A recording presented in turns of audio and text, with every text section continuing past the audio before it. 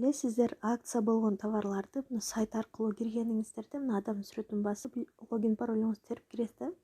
Ошол жерде мына тушумда 3 сызык бар. 3 сызыкты бассаңыз, монтип бүт данныйларыңыз чыгып калат. Продукция, новинки, акция деп акция деген жерге кирип, акция болгон товарларды көрүп чыксаңыз болот да. Мисалы үчүн, мынакей. Карап чыгайлы. Эмнелер акция болуп атат экен?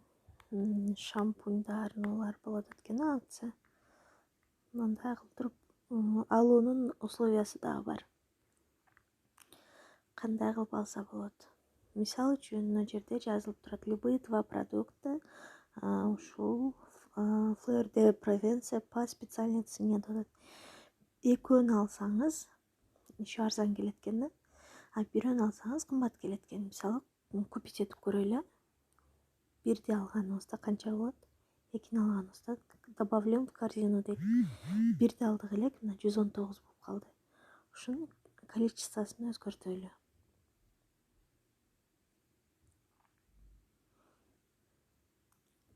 Количествосын өзгөртсөм, мына доступно акция деп өзү деле көрсөтүп калды, розовый болуп. Экөөнү кылсам, сразу азыр баасы өзгөрүп калды, көрдүңүздөрбү? Жашыл болуп калды. Приложение аркылуу жазып атканыңыздар дагы эгерде жашыл болуп калса, акцияны применять эткен болосуздар.